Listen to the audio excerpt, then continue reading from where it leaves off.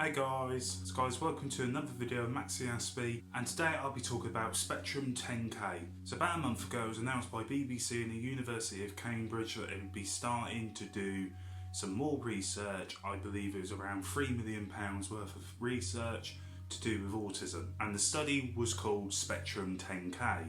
Now upon reading this it all sounded very good and very positive. However, the crucial bit for me and many autistic people was the fact that they wanted to gather DNA to further their research, and what it actually came down to, and myself as well, a lot of autistic people felt that they were gathering DNA as not research to provide further support, further education, further help for autistic people, but instead was finding DNA, gathering DNA so they could possibly eradicate autism the same way that, people will go for screenings when they're pregnant and they could find out that the baby has Down syndrome and could choose to then not have the baby, and we fear that the same thing could happen towards autism. So with all the negative press and all the negative reaction, the project has now been put on pause for the time being, and I hope it's a project that they don't continue with. Even though it's on pause, I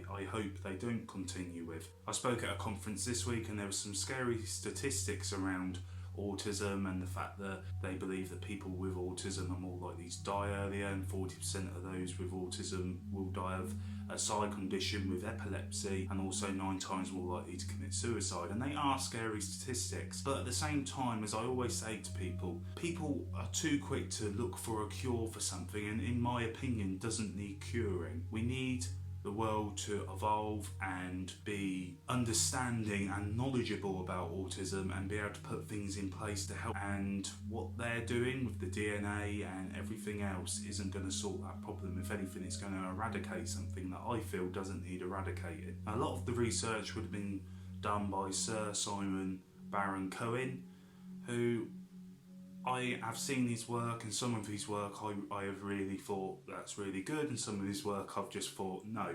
And on one of these occasions it is the latter, that I don't agree with the DNA method to try and understand autism, because I don't think that you need it to understand autism.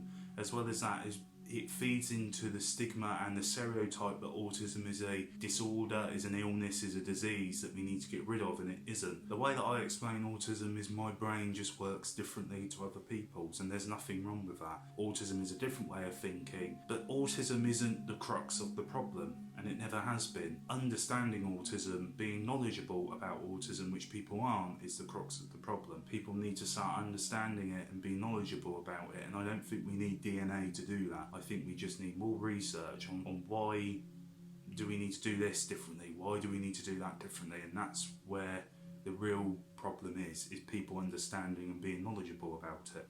And I've seen it a lot during this conversation. A lot of people have said it's going to improve the lives of autistic people, but in fact it's actually going to do the opposite, because you're actually running the risk of it being eradicated. You're actually running the risk of people viewing it in a different light and what it should be viewed as, and it's just going to do overall more damage. I ask everyone to, if they are asked to partake in this, I wouldn't, and I've been asked by numerous people my opinion on it, and my opinion stays the same. I don't think gathering DNA helps the autistic people, the autistic community and their lives whatsoever.